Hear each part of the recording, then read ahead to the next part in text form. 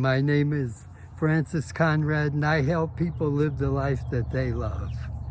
And today I'm going to talk about my favorite subject, transformation, but I intend to go at it in a little different way. You see, it's like as if our minds are trained to see certain things and then to put a life together based on how we interpret those things, what those things mean, and they get reinforced.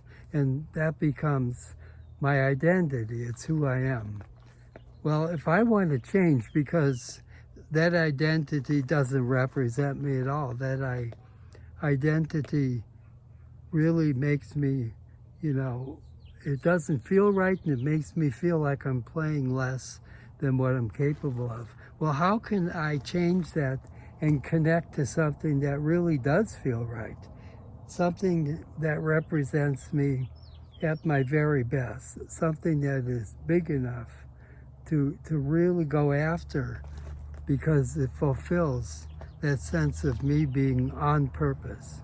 So we've got these two things going on, and while the mind is busy bringing together a limited life with all those normal ways of seeing things reinforced that say I'm not good enough and say I'm not capable of this, it's never going to work, or whatever version we use. How about if we sneak around the back door and come in when the mind is busy looking at other things? It doesn't catch the fact that we got in unnoticed. So that's going to be our strategy. How can I create a situation where I can get past the mind unnoticed, and in doing this, that I can access a life and put together an identity that suits what feels right to me rather than the one that limits me and that's been reinforced since childhood. So childhood is a good place to start. As a therapist, I learned that, children form their identities, their personality, by age 6 or 7. And so that means that all the things that happened to us before we were 6 or 7 come together and get reinforced, and we come out of that early stage of development with our own personality. We say, this is who I am. I can't do that because that's not something I'm comfortable with, but I live this way. And all these different ideas about who I am are put together by a child that's 6 or less, 6 years old or less. And this applies to all of us. We all start off thinking that our life is a certain way without really inspecting it and seeing that, most of the things that I've put together as my personality, they were put together by a child. And what does a child know about life? What does a child know about who I am? And it's no wonder half the things about my personality really don't feel all that great. They don't feel like they fit me. I'm not living up to my potential when I live up to what this child put together. Now, I'm not here to blame our childhood or to blame the environment that we grew up in, our parents. People basically do the way that they were done, So my parents raised me the way that they were raised. And we pass that on generation to generation. Well, I say it's about time that we change the way we raise our kids. But before I can change anybody else, I've got to look at my own reality. I've got to change myself. And in order to do that, that's where it comes in, what we're talking about. That's where I need to sneak past my brain and sneak in the back door when it's not looking, so I can put together a totally different type of life. And this new type of life doesn't come from that child's version. It comes from a totally different place that basically fits who I am in a way that the child's version never could. So let's start off by looking at Freud. Sigmund Freud is important to me because as a therapist, what I learned from Freud is that our identities, our personalities, basically not only happen as children, but then they're carried on through a whole lifetime. And we change very little from that early personality. Now that does not sound like a very good story to me, that we change very little from, something I put together when I was a child. You've got to be kidding. That child had no idea what my life could be like, what I'm capable of. And so I don't buy it. I'm the kind of person that wants to rebel, and I want to find a way to access who I can be that's not limited. I don't want what Freud predicted to be true. I want it to be so false. I want my life to reflect who I truly am. I don't want it to reflect that child's ideas of the way life worked. So how does this child's version of identity come together? If I understand how to make it happen, I can understand how to take it apart and change it. So here, it's not that complicated. The child sees things in life, and then those things become routine over and over and over again. So if I get angry, and then every time I get angry, it seems like people eventually back down and give me what I want, then situations that make me angry might be a trigger for me to just explode and keep going until I get what I want. And I could keep that habit, that way of being, that personality for the rest of my life. That even as an adult, when I don't get my way, I just get stubborn and I become angry, and I won't back down until I get what I want. Now that might work sometimes, it might not in others, but it's not a very efficient way to get what I want, especially if I'm in situations where it calls more for negotiation and communication between people who really care for each other. So there's lots of ways that might not fit, might not be a good way to handle things. But the basic components are that trigger that makes me angry basically sets up the habit of how I'm going to respond to that and what I expect. And that habit, over time, becomes so solid that I say that's who I am. It now becomes my personality, my identity. So let's take a real simple example. I used to smoke a huge amount. It was way too much. I, in one day, would smoke 2.5 to 3 packs of Marlboro cigarettes. And what I knew is that as I was going to work, there was a certain place, there was a billboard. And when I got to that billboard, I could light up my cigarette and have my last cigarette before work started. So every day, as I was approaching that billboard, I was approaching my trigger and my habit. The trigger was to get my cigarettes out, and the habit was to light up and have my last cigarette before going to work. Now, it also worked at the end of the workday. As the day was winding down, about 45 minutes before the workday was done, I was already in my mind getting set for, in 45 minutes, as soon as we get done, I'm going to have my first cigarette. The trigger, 45 minutes, and the habit was cigarettes. Now, as long as I kept going to work by that billboard and I kept noticing that I needed my fix, my cigarette, 45 minutes after, I thought of it at the end of the day.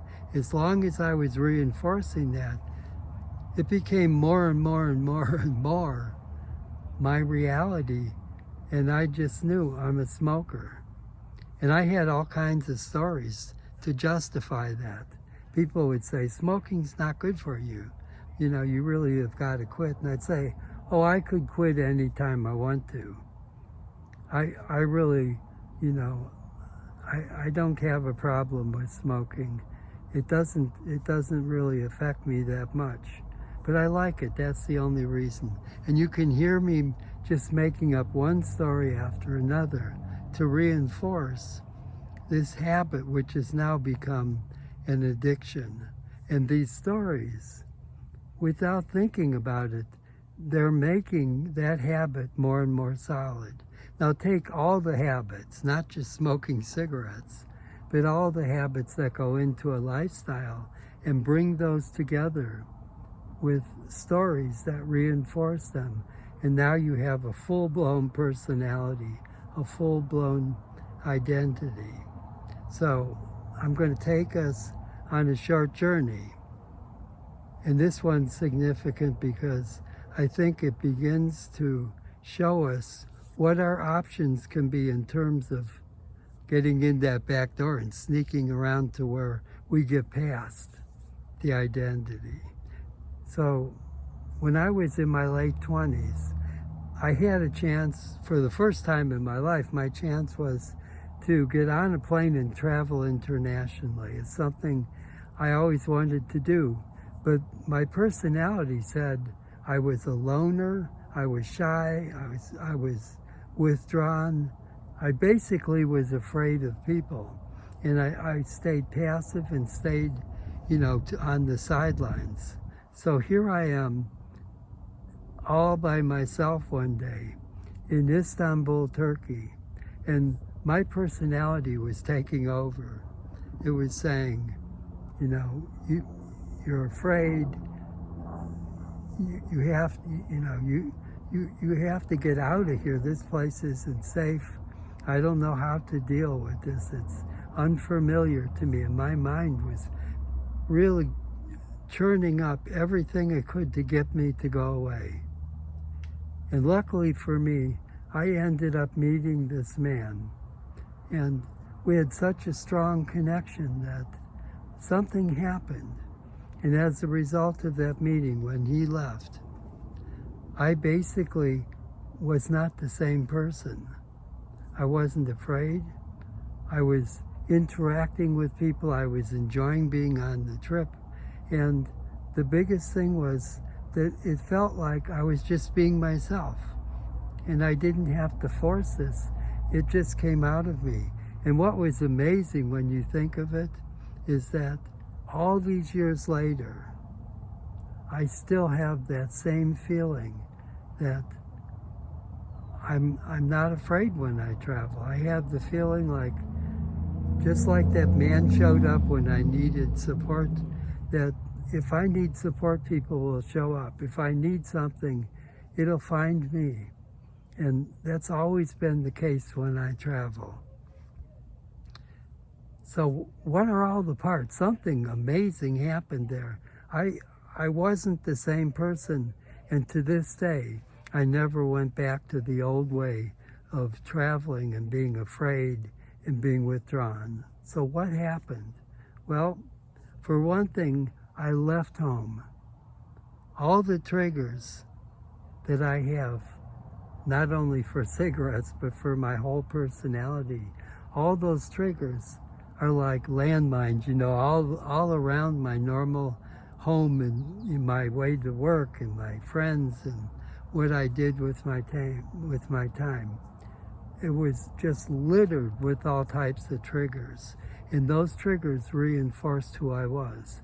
Well, when I got off the plane in Istanbul and I looked around, people look different, they're not speaking the same language. Spices on the sidewalk did not make any sense to me. Food was different. Even the way people walk, the way they hold themselves, the way they dress, nothing was familiar. So my mind must have been having a field day because it didn't know what the triggers were. It didn't know what anything meant. And when I say going in the back door, this is an ideal way to get in the back door, because the mind doesn't know what to attach. It doesn't know what kind of routines to bring up, because nothing seems familiar. And it's the ideal way to move into a place and set up an identity before the ego, before the mind has a chance to get me trapped and pull me back into my old identity. So that man came along just at the right time. And as soon as he was gone, everything in my world was different. That's all it took. Just enough time for my identity to shift itself. I was looking at life in a different way. And what I want to say is that what seemed foreign to me in Istanbul actually went the total opposite. All of a sudden I felt like I was so at home there, I didn't want to go back to the United States. I didn't want to return to my familiar home. And I think it's because the way I was being in Istanbul felt like, this is me. This is the way that I've wanted to be and how I've longed to be my whole life. Why would I want to go back to a place that has all those other triggers to reinforce a personality that's so different than this? This is who I am. And I didn't want to go back, but I was responsible and had a job to go back to. But the keys were there. I left the place where my mind was familiar with triggering and reinforcing my personality. And by leaving it, it gave me a chance to be open to things happening totally differently than what I could expect. And obviously meeting that man was a highlight, because whatever happened between us, I've never been the same since. And I owe that to that meeting, but I owe it then to the stories I've told since then, stories that reinforce what happened that day. And I've kept it alive. I've traveled and allowed myself to let go of what's familiar. And I've done it over and over the years, because I love to travel. And so travel allows me to reinforce the kind of personality that really feels right to me. Get me on a plane and, let's be going to almost any foreign country. And I long for that feeling of freedom. That's who I am as a traveler. I'm freed of all those triggers that I put together as a child. I'm freed to be somebody who lives out of a totally different mindset than I did as a child. And it feels right to me. And so what happened is that I took that change, that transformation that happened, and I created new stories. I created stories about how who I am now as a traveler is the person who's free in all the different ways that I've reached out and become part of the realities around me that would have never been allowed had I stayed home in my old personality. And the thing that happened because I reinforced with new stories, and I continued to travel and to be that personality that represented me so much more accurately and authentically. That never left me, because I took the time to reinforce it. I took the time to establish with new stories, this is who I am. So, the back door. Get away from the place where the triggers are. The back door. Sneak in when your mind doesn't know what to expect. And the back door is let yourself be totally open to whatever might show up in your life. Because my experience is, when you're in that open place and you're available and ready for transformation, the right situations, the right people, the right environment is going to show up for you, and it will lead you to what you're looking for. I totally believe this. I believe that we're part of something larger, and in order to connect to who we truly are, often we just need to open ourselves up and get away from those routines and rituals that tell us we're not great, we're not something that we're not something that represents us at our best. So I like this idea. It resonates because it's the way that I basically, it's the way that I learned to transform my life when I travel. And I now believe that those pieces, getting away from our triggers, telling new stories, allowing ourselves to be guided and led into situations and environments that really connect us to who we are in the deepest way. All of those pieces reinforced are the way that we can basically experience our life totally transformed.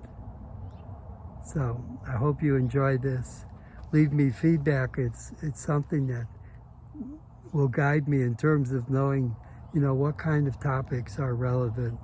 And I wish all of you the life that you love. Thank you for listening. Don't forget to push like or whatever buttons are appropriate underneath this. And I really appreciate the chance to share these ideas.